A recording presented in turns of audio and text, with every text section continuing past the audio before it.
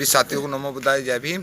साथियों, आज हमारे साथ समाज सेवी हमारे विद्वान पढ़े लिखे बाबूजी PS सत्यार्थी जी हैं। तो सर, आपका स्वागत है सम्मान एक अधिकार में। और सर, मैं कुछ ये सम्मान एक अधिकार सर्वे कर रहा है कि ये जो क्रीम लेयर आया है ये आरक्षण पे बार बार उंगली उठती है। तो मैं आपसे ये जानना चाहूँगा कि इस पे एक अच्छी तरीके से सिंपल भाषा में बताने का प्रयास करें, क्योंकि बार बार हमारे ऊपर इस चीज़ का अटैक होता है और युवाओं में जो है थोड़ी सी एक विचारधारा गलत जाती है कि भाई आज हम पढ़ लिख रहे हैं, कल को हमारे ऊपर क्या होगा या क्या नहीं होगा भविष्य।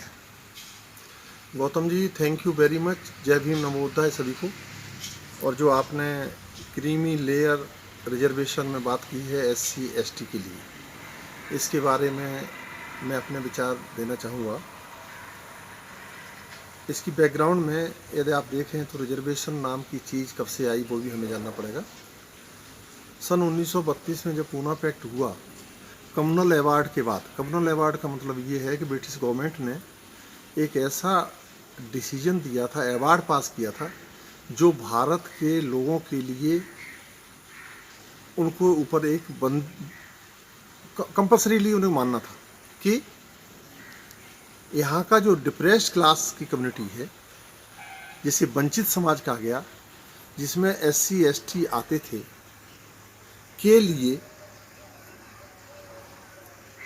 सेपरेट इलेक्ट्रेट का प्रावधान किया गया, पृथक निर्वाचन। लेकिन उस समय की राजनीतिक परिस्थितियाँ कुछ ऐसी थीं जिनकी वजह से हमारे समाज के प्रतिनिधित्व करने वाले बाबा साहेब डॉक्टर BR अम्बेडकर को महात्मा गांधी के साथ एक समझौता करना पड़ा, क्योंकि महात्मा गांधी ने सेपरेट इलेक्ट्रेट का पुरजोर विरोध करके आमरण अनशन पर पूना में स्थित यरवदा जेल में, उस समय वो जेल में थे, आमरण अनशन पर चले गए। और आमरण अनशन गांधी जी का बाबा साहब को अच्छा नहीं लगा, क्योंकि बाबा साहब एक बुद्धिस्ट विचारधारा के थे, मानवीय विचारधारा के थे। उन्होंने अपने बहुत बड़े समाज के एक बहुत बड़े अधिकार को समझौता किया। उन्होंने पृथक निर्वाचन की जगह पर रिजर्व सीट का जो कंसेप्ट था उसको माना।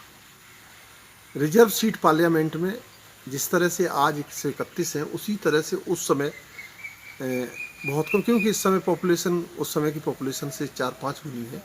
उस समय 1932 में हमारी पॉपुलेशन करीब 30 करोड़ थी और आज भारतवर्ष की पॉपुलेशन 135 करोड़ है। हालांकि उस समय की जो पॉपुलेशन थी उसमें पाकिस्तान और बांग्लादेश जुड़ा हुआ था, और आज की पॉपुलेशन में बांग्लादेश और पाकिस्तान नहीं है, लेकिन फिर भी हमारी 130 करोड़ है। और उसमें 131 सीट पार्लियामेंट में रिजर्व सीट है। रिजर्व सीट का मतलब जहाँ से अनुसूचित जाति जनजाति का ही व्यक्ति पार्लियामेंट में आएगा। रिजर्व सीट से इसलिए है क्योंकि वहाँ से केवल रिजर्व वंचित समाज का आदमी खड़ा होगा, अन्यथा जितना मुश्किल है कि कोई भी समाज में जातिवाद इस तरह से फैला हुआ है वो उसको जितने नहीं देगा। खैर, ये तो हो गया रिजर्व सीट। रिजर्व सीट है, न कि रिजर्वेशन है। इसी तरह से सरकारी नौकरियों में अनुसूचित जाति जनजाति के लिए संविधान में प्राविधान है कि इनको भी रिप्रेजेंटेशन दिया गया। रिजर्वेशन नहीं, रिप्रेजेंटेशन, प्रतिनिधित्व। प्रतिनिधित्व किसे दिया जाएगा और कितना दिया जाएगा। कॉन्स्टिट्यूशनली भारतवर्ष की जो SC ST की पॉपुलेशन है उसमें 22.5% SC ST के लिए और 27% OBC के लिए, यानी 49.5% SC ST OBC को दिया जाएगा। और SC ST OBC की पॉपुलेशन उस समय भी और आज भी लगभग बैठती है 80 से 90 के बीच में प्रतिशत, करीब 86-87% बैठता है। कहने मतलब 86% पब्लिक जो यहाँ के मूल निवासी हैं को केवल 49.5% के ऊपर अपने वो करना पड़ेगा। और बची हुई पब्लिक कितनी बची? 15% के करीब बची, 14-15%, जिसमें ब्राह्मणवादी व्यवस्था के अनुसार ब्राह्मण, क्षत्रिय और वैश्य आते हैं। उनको 50.5% रिजर्वेशन मिलेगा। जब इसको मान दिया गया तो अपने आप रिजर्वेशन हो गया। आपने देखा होगा जुडिशरी वगैरह में स्लू कास्ट है ही नहीं, OBC है ही नहीं, और ये उल्टे सीधे जजमेंट आ रहे हैं। वो इसीलिए आ रहे हैं क्योंकि वहाँ पर जो बैठा जज है वो इनकी व्यथा को समझ ही नहीं पाता। इनके कष्ट को समझ ही नहीं पाता, कॉन्स्टिट्यूशन की परिभाषा समझ ही नहीं पाता क्या चाहिए। तो और दूसरा जो SC/ST का रिजर्वेशन था या रिजर्व सीट थी या सेपरेट इलेक्टेड था, क्यों था? क्योंकि इन पर जाति छुआछूत के तहत अत्याचार सदियों से होते आ रहे थे और इसको ब्रिटिश सरकार ने माना कि हाँ इनके ऊपर हो रहा है। इसके ऊपर ब्रिटिश सरकार ने कमीशन भी बैठाई थी, साइमन कमीशन, उसने रिपोर्ट भी दी थी। तो इसीलिए मान के एक कम्युनल अवार्ड पास किया गया था। जो छुआछूत से जुड़ा हुआ जो रिजर्वेशन है वो एक आर्थिक रिजर्वेशन नहीं। और ये क्यों है? क्योंकि इस समाज के लोगों को रिप्रेजेंटेशन मिले, ये हर विभाग में अपने आने वाले लोगों के हितों को देखे, इसलिए दिया गया है। राइट, ये इसलिए नहीं दिया गया कि एक परिवार का काम हो गया तो दूसरा परिवार को दे दिया, तीसरा का दे दिया, ऐसा नहीं है। एक छोटे बहुत आपने देखा होगा स्लूकाश का आदमी चाहे कलेक्टर बन गया हो, चाहे कमिश्नर बन गया हो, चाहे मंत्री बन गया हो, चाहे डिप्टी प्राइम मिनिस्टर बन गया हो, इंक्लूडिंग बाबू जगजीवन राम जी, छुआछूत ने पीछा नहीं छोड़ा। राष्ट्रपति वर्तमान है, यस, कोई पीछे नहीं छोड़ा। आपने देखा होगा हमारे इस समय के वर्तमान राष्ट्रपति श्री कोविंद साहब, रामनाथ कोविंद जी, कितना विद्वान आदमी है, लेकिन उनको मंदिर में घुसने के लिए कितनी बड़ी परेशानी उठानी पड़ी। इसी तरह से बाबू जगजीवन राम जी को, कहना मतलब जात पीछा नहीं छोड़ती, छुआछूत पीछा नहीं छोड़ती। तो इसके छुटकारा के लिए कॉन्स्टिट्यूशन में प्रावधान किया गया। और इसके ऊपर एक बहुत बड़ी बेंच थी, आपने देखा इंदिरा साहनी का केस था, उस बेंच ने जजमेंट दिया था, वो जजमेंट बहुत अच्छा था। अच्छा, अब जिस तरह से यहाँ पे ये आर्थिक उन्मूलन का प्रोग्राम नहीं है, तो हमारा ये कहना है कि स्लू कास्ट के रिजर्वेशन, स्लू कास्ट का आखिरी आदमी जो भारतवर्ष के आखिरी कोने में बैठा है, जब तक इस छुआछूत की छुटकारा नहीं पाए तब तक ये रिजर्वेशन चलेगा। आखिरी आदमी जब तक नहीं उठाएगा, चाहे पहले आदमी को सम्मान नहीं मिलेगा। आखिरी आदमी चूंकि वंचित है, इसलिए आज प्राइम प्रेसिडेंट वंचित है? तो ये चीज़ों को समझना पड़ेगा। मेरा कहना ये है कि यदि किसी के भारत सरकार को या किसी राज्य को या गवर्नमेंट को, आपने देखा हो कोई भी सुप्रीम कोर्ट जजमेंट देती है, उसका इनपुट हमेशा गवर्नमेंट ही देती है, मटीरियल तो गवर्नमेंट ही देती है। सुप्रीम कोर्ट को कोई दौरे थोड़ी पड़ रहे, तो सुप्रीम कोर्ट पे आरोप लगाना गलत है कि सुप्रीम कोर्ट जैसा कहा गया वैसा किया गया। तो आज जो रिजर्वेशन क्रीमी लेयर की बात होती है, ये बहुत कई बार उठ चुकी है। ओबीसी में भी, स्लू कास्ट के लिए, जन कास्ट के लिए, इनको क्या है 49.5 पे बांध दिया। कितने में? कितने? 85%। 85 आदमियों को एक ऐसे डिब्बे में बांध दिया कि जिसमें केवल 49 आदमी बैठ सकते हैं। बताइए कितने दिन बैठ सकते हैं? एक ऐसा डिब्बा बना, कंपार्ट बिल्कुल वाटर टाइट, उसमें ताला लगा है, बाहर नहीं जा सकता। आपका कोई बच्चा बहुत बड़ी मेरिट से पास हो तो वो जनरल में नहीं जाएगा, वो उसी में गिरा जाएगा। इसी तरह से आपका कोई भी आदमी कितना योग्य हो तो वो जा नहीं सकता। तो इसलिए मेरा कहना मतलब ये है कि ये लड़ाई बड़ी लंबी हो गई है और इसके लिए हमारे शरद यादव जी ने पार्लियामेंट में बहुत बड़ी बात कही थी कि भारत सरकार यदि ईमानदार है तो इनको जाति जनगणना करा लेनी चाहिए। और ये बार बार क्रीमी लेयर उठाना, या आज ये क्रीमी लेयर उठा रहे हैं, कल को हमारी गवर्नमेंट आएगी, हम ब्राह्मणों के लिए 3% है तो 3% ही रखेंगे, पक्का रखेंगे, छोड़ेंगे नहीं। ब्राह्मण का 3% है, हम क्षत्रियों को देंगे भाई। 3% पे 90% जज बैठे भाई जी है, हम नहीं होने देंगे। हम क्षत्रियों के साथ अन्याय नहीं होने देंगे। रामगोपाल यादव जी ने भी कहा, हाँ, बनियों के ऊपर हम अन्याय नहीं होने देंगे, हम उनको बराबर देंगे। ये इनको करना पड़ेगा। तो मेरा कहना मतलब ये जो क्रीमी लेयर वगैरह हमें बार बार उठा रहे हैं, इनको बंद करें। ये ध्यान को बटाने की बात है ताकि हम सही बात कर नहीं पाए। क्रीमी लेयर का कोई सवाल नहीं चलेगा। सुप्रीम कोर्ट ने जो जजमेंट दिया है वो गलत है, इसके लिए बहुत बड़ा प्रतिरोध होगा। क्योंकि इस समय जो कोविड-19 का जो बातचीत चल रही है, इसलिए लोग बैठे। और इसके संदर्भ में आपने देखा होगा बिहार के सारे एमएलए, SC/ST OBC के एमएलए किसी पार्टी का हो, वो निकल के बाहर आ गए। उन्होंने एक संयुक्त रूप से प्राइम प्रेसिडेंट ऑफ इंडिया के लिए ज्ञापन भेजा है और दूसरे राज्यों में भी इसी तरह से हो रहा है। और वो समय आ गया है कि SC/ST और OBC के MLA MP सभी इकट्ठे होकर बाहर आएंगे और ये आवाज़ उठाएंगे। पार्लियामेंट में इनको काम करना पड़ेगा। चाहे भारत सरकार में जो बैठी है आज, बीजेपी गवर्नमेंट बैठी है, इसके ऊपर सोचना पड़ेगा। ये मनमानी नहीं कर सकते, किसी तरह से नहीं कर सकते। पार्लियामेंट में जब 131 हमारे जज वो बैठे हुए हैं, लॉ मेकर्स, विधान बनाने वाले, इनको सोचना पड़ेगा। इनके अंदर यदि कहीं पर भी बाबा साहब के प्रति, समाज के प्रति पेन है, दर्द है, तो करना पड़ेगा। तो इसलिए जो 49.5% वाली बात है वो गलत है। और क्रीमी लेयर वंचित समाज के लिए गलत है कि वंचित समाज का फार्मूला बिल्कुल संविधान में लिखा हुआ है और उसके लिए बाकायदा छुआछूत खत्म कर दो, हम रिजर्वेशन छोड़ देंगे। हम रिजर्वेशन छोड़ नहीं देंगे, हम अपनी हिस्सेदारी जरूर मांगेंगे।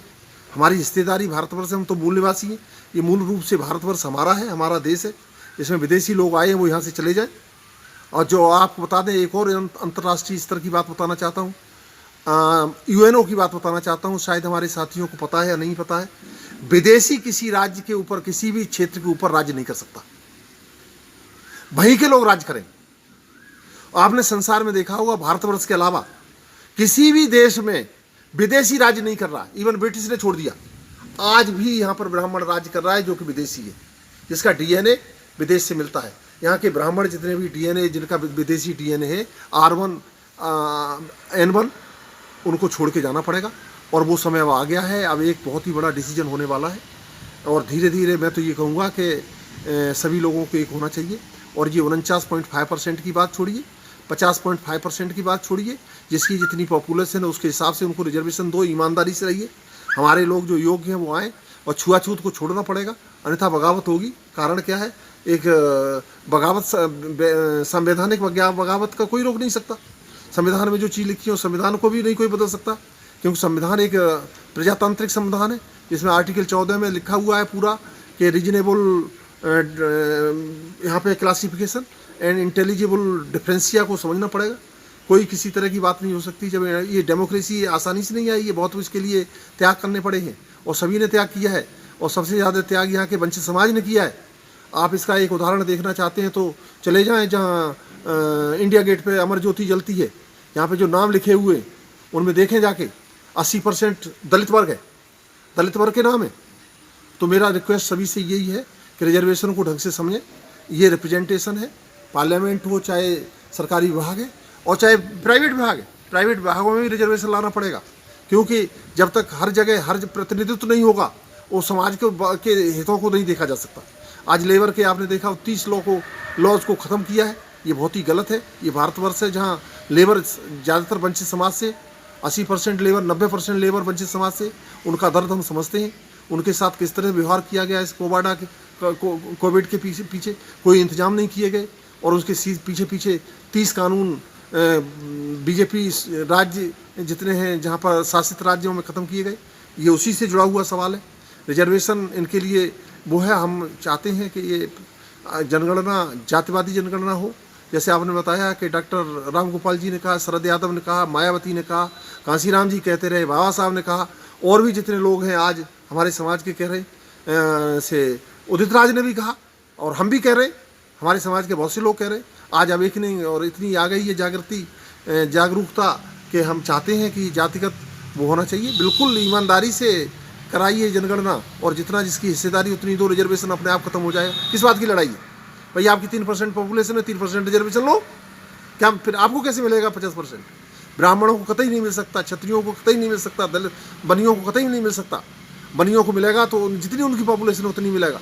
बहुत ही मजबूती शब्दों में मैं कह रहा हूँ, ये वो समय आ गया है, सभी को सोचना पड़ेगा। और जितने मठाधीश बैठे हुए, नेता बैठे, चाहे पार्लियामेंट में बैठे, चाहे स्टेट असेंबली बैठे, उनको सोचना पड़ेगा और इस बात को फिर समझ लेना चाहिए, फार्मूला समझना पड़ेगा। हम विषय पर बात करना चाहते हैं, छुआछूत से जुड़ा हुआ है, ये गरीबी उन्मूलन नहीं है, अनुसूचित जात गरीब नहीं है, छुआछूत की बीमारी है हमारे साथ जो अत्याचार हो रहे छुआछूत से संबंधित है। और हम इसको आप छोड़िए, जातिवाद नहीं छोड़ोगे आप, किसी कीमत पर रिजर्वेशन अनुसूचित जाति जनजाति का खत्म नहीं होगा। हमारी पॉपुलेशन इस समय 35% है, हम 35% लेके रहेंगे। ब्राह्मणों की 20% तो 20% ले ले, 5% तो 5% ले ले, 3% 3% ले ले, 1% तो 1% ले ले। जिसी तरह दूसरे लोगों को दो, ईमानदारी से रहो, जिसका देश है उसके साथ। जब तक पार्टिसिपेशन, जब तक सहभागिता सभी समाज के वर्गों की नहीं होगी, ये भारतवर्ष किसी भी तरह से प्रोग्रेस नहीं कर सकता। इस भारतवर्ष की सही प्रोग्रेस के लिए, सही जीडीपी के लिए, सही आर्थिक नीतियों के लिए सभी की सहभागिता उसी अनुपात में चाहिए जिस अनुपात में उनकी पॉपुलेशन है। भारतवर्ष मूल रूप से जातिवादी राज्य है। जातिवाद को आप खत्म नहीं करना चाहते हैं तो जातियों के हिसाब से उनका हिस्सा दे दें। रिजर्वेशन की जो बात है बिल्कुल क्लियर कट है। मेरा आपसे यही कहना है। और इसके अलावा एक सवाल मैं बीच में माफ़ी चाहूँगा, जातिवाद हमारा आज की डेट में क्या होता है कि जब बच्चा स्कूल में एडमिशन लेने जाता है वहीं से जातिवाद शुरू हो जाता है। देखिए अब गौतम जी, जातिवाद मानसिक बीमारी है। हाँ। और ये बीमारी रहेगी क्योंकि यहाँ का जो तंत्र है वो तंत्र जातिवादी है और ब्राह्मणवादी है, नाजीवाद है। तो ये आप दिमाग से निकाल दीजिए कि आपके बच्चे के साथ न्याय होगा। और जब न्याय होगा हम स्वीकार करेंगे। न्याय नहीं है तो हम इसे ज़बरदस्ती छद्म न्याय नहीं स्वीकार कर सकते। छद्म न्याय स्वीकार करके काम नहीं चलेगा। चाहे आपका बच्चा हो, चाहे मेरा बच्चा हो, सभी के बच्चे यदि उसके जाति का टैग लगा हुआ है तो वो स्कूल में गवर्नमेंट ऐसा कॉलम क्यों नहीं लाती कि जिसमें जिसे जाति नहीं लिखनी हो खत्म कर दो उसे। स्कूल में जब बच्चा एडमिशन में आता है नर्सरी में तो सबसे पहले जाति लिखी जाती है, कौन सी जाति का है ये। यहीं से गवर्नमेंट कॉलम खत्म क्यों नहीं करती जाति का। नहीं, वो उनको पता है ना, सिस्टम किसके हाथ में जी भाई। चलिए अब मैं आपको उसको कहती है, आपके समाज ने जिन्होंने स्कूल खोले जी, वो लिखे या ना लिखे उन पर कोई फर्क नहीं पड़ता। हाँ। क्योंकि उनकी मानसिकता में जातिवाद नहीं है। हाँ आप न्याय करते हैं। जी इसी तरह वंचित समाज के जितने भी स्कूल होंगे, आज ऐसा नहीं कि स्कूल नहीं है, आज कॉलेज हैं। बाबा साहब ने जो दौलत शिक्षित बनो, संघर्ष करो, संगठित रहो, तो इसको समाज को समझते हुए लोगों ने स्कूल कॉलेज बनाए हैं, संस्थाएं बनाई हैं, कोचिंग सेंटर बनाए हैं, शिक्षण संस्थान बनाए हैं। उनमें जातिवाद पर ध्यान नहीं दिया जाता जी, क्योंकि जातिवाद पर ध्यान देकर काम नहीं चलेगा जी। समाज का विकास नहीं होगा।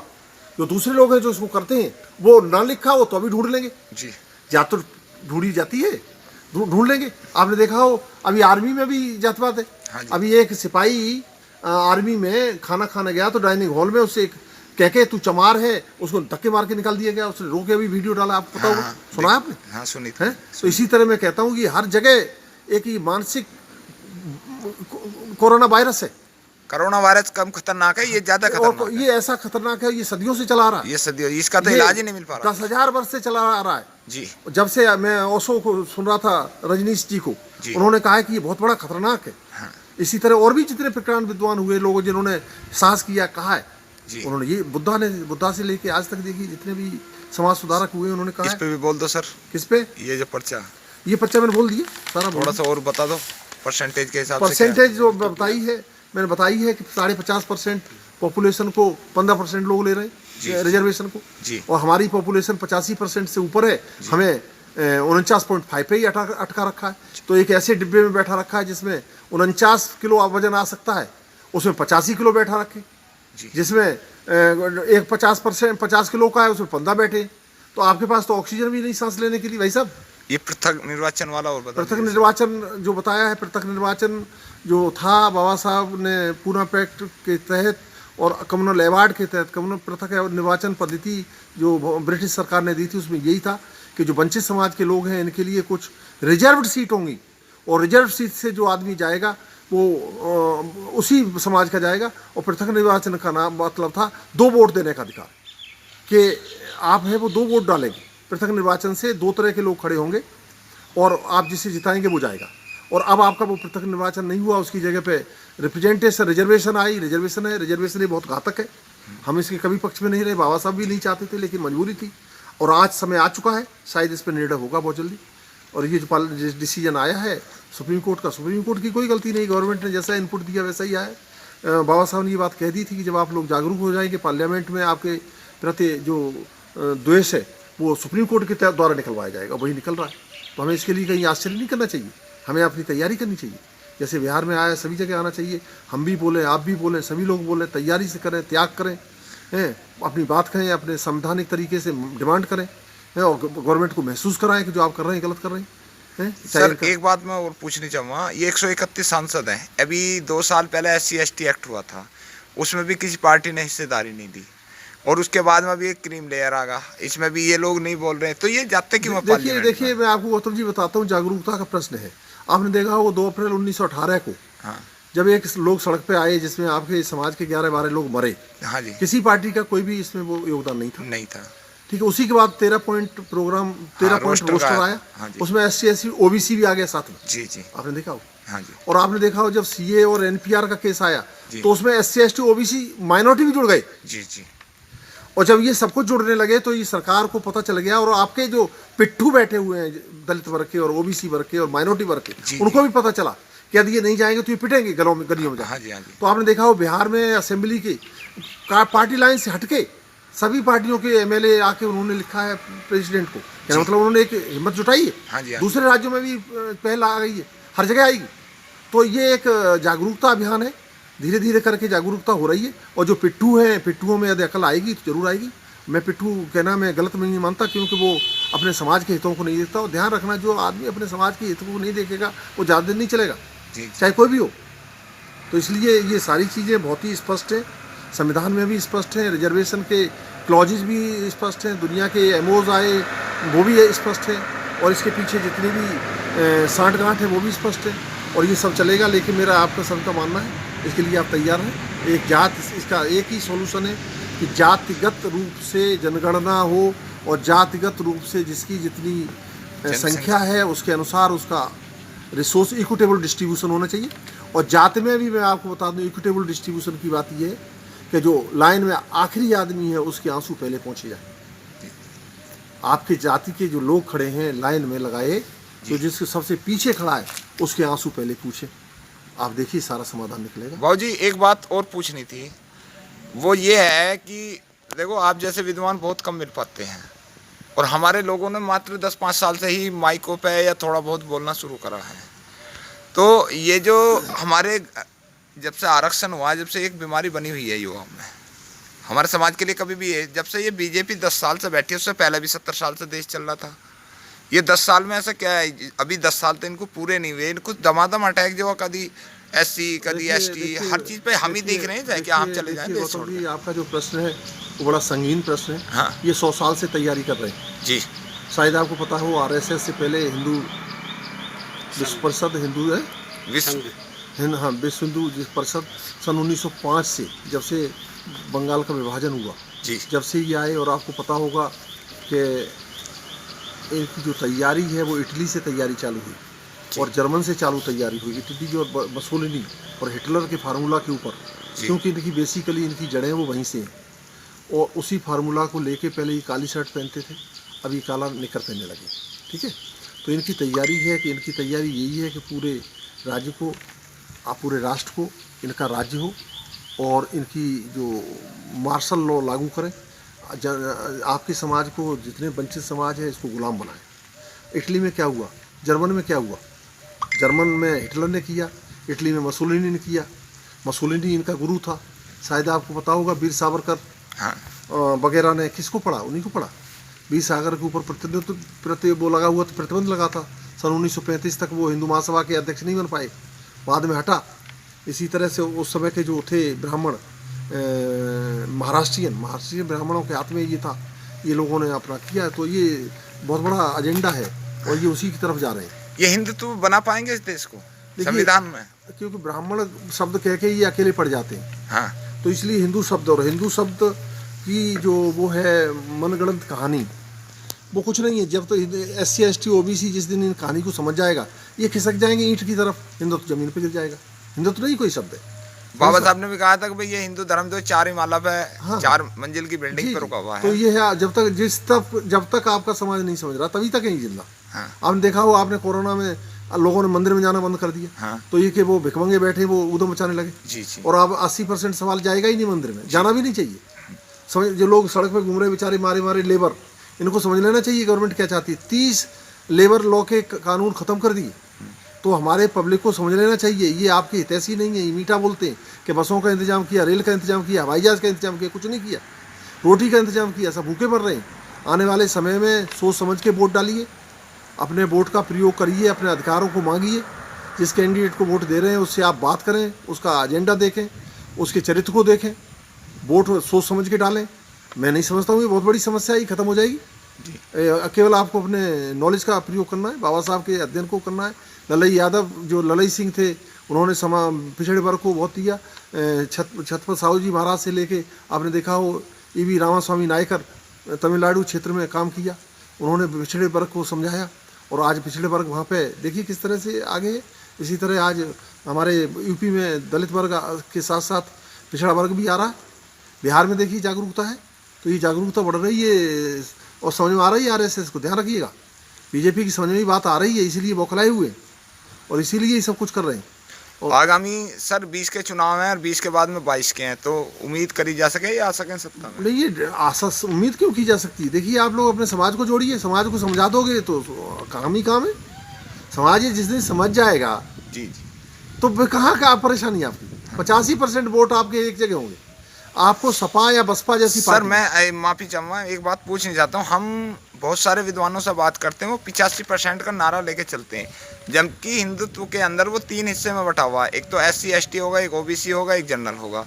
तो ये OBC वाले तो अपने आप को सबसे ज्यादा हिंदुत्व मानते नहीं, हैं। अब वो समय निकल गया, अब है? OBC वालों की समझ में आ गया, अखिलेश यादव की समझ में भी आ गया। अखिलेश यादव खुद हनुमान जी की पूजा नहीं कर नहीं, रहे अब हैं। वो हनुमान की पूजा से कोई मतलब नहीं, दलित वर्ग का 90% हनुमान की पूजा कर रहा है, हाँ। लेकिन बाबा साहब के नाम से तो इकट्ठा हाँ है। तो इसी तरह मुलायम सिंह के नाम से पिछड़ा वर्ग इकट्ठा है, इसी तरह से EV रामास्वामी नायकर के नाम से इकट्ठा है, जी। इसी तरह से ललई सिंह के नाम से इकट्ठा। मैं ललई सिंह को ललई यादव नहीं कहूँगा, क्योंकि उन्होंने यादव वर्ड को हटा दिया था। जी जी, ललित सिंह बहुत थे, वो तो बहुत थे। तो इसी तरह से विनय विक्रम बौद्ध थे रीवा के, जी। शायद आपको पता होगा, उन्होंने पिछड़े वर्ग के जो उसके कुर्मी समाज के थे, जी जी विनय विक्रम बौद्ध, इन्होंने 80 बीघा जमीन अपनी थी, वो दान में दे दी थी और उसका बुद्ध विहार बनाया। और उनके किताब है जो बुद्ध चरित्र चंदोदय, जी जिसको उन्होंने लिखा, उसका भाष्य मैंने किया था। जी जी इस किताब का भाष्य मैंने किया है, वो 800 पेज की किताब है। जी तो मेरे कहने का मतलब ये है, आज बहुत बड़ी जागरूकता है और हर समाज में जागरूकता है। आपने देखा होगा निषाद वर्ग भी बहुत समझदार हो गया, साकी समाज भी समझदार हो गया। कुशवा समाज भी आया एक निकल कर, कुशवा वो साके की बात है। अच्छा जी। कुशवा और साके की है। जो मैं आपको बताऊँ, एटा से नीचे जितने भी काछी वर्ग है, वो कोई कुशवा लिखता है तो कोई साके लिखता है, लेकिन ये पिछड़े वर्ग में आते हैं, खेतर मजबूर, ये वो है किसान लोग हैं। जी जी तो इनकी समझ में आ रहा है, जैसे लोधे।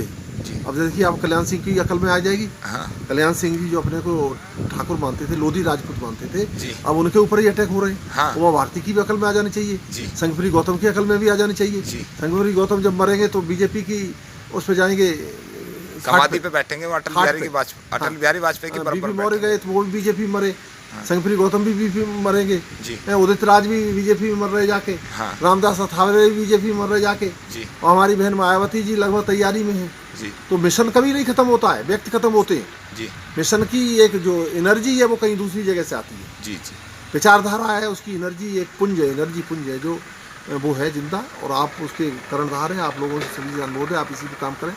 और हम कोई गलत बात नहीं कर रहे, हम एक संवैधानिकता की बात कर रहे हैं।